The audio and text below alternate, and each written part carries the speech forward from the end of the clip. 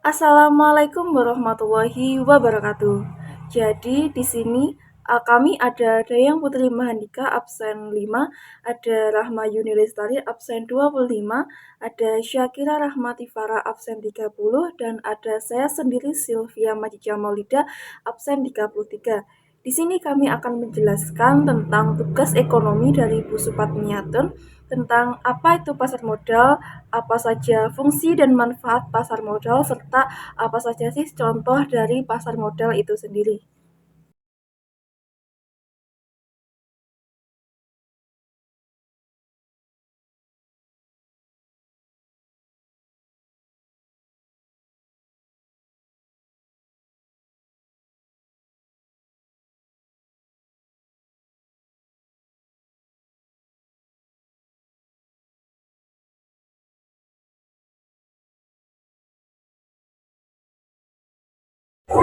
Jadi yang selanjutnya adalah instrumen pasar modal.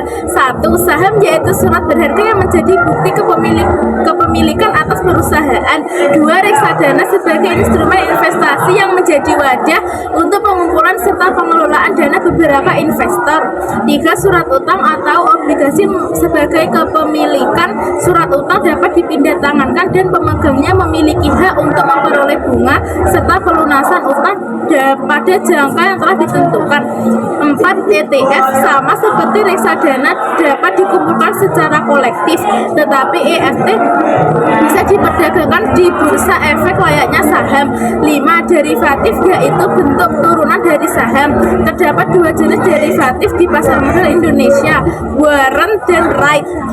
Terima kasih.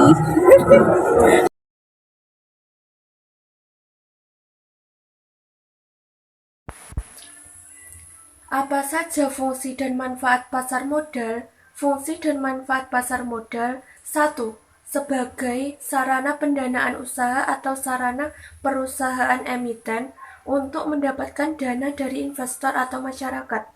2. Sebagai sarana bagi masyarakat untuk berinvestasi pada instrumen keuangan. 3. Sebagai instrumen untuk meningkatkan pendanaan dalam rangka mendukung pembangunan berkelanjutan. 4. Sebagai indikator perekonomian negara. 5. Sebagai sarana penciptaan tenaga kerja.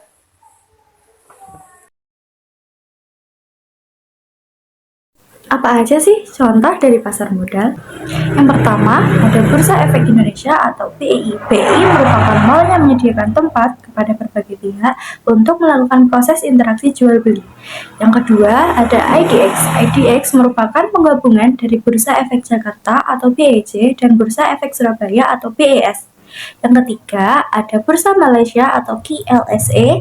Yang keempat, ada Philippine Stock Exchange atau PSE. Yang kelima, ada Stock Exchange of Thailand atau SET. Yang keenam, ada Ho Chi Minh City Stock Exchange. Yang ketujuh, ada Bursa Efek New York atau New York Stock Exchange. Yang kedelapan, ada Bursa Efek Nasdaq atau Nasdaq Stock Exchange. Yang kesembilan, ada Bursa Efek London atau London Stock Exchange. Yang kesepuluh, ada Bursa Efek Jepang atau Japan Stock Exchange Group. Lalu selanjutnya ada lembaga penunjangan pasar modal.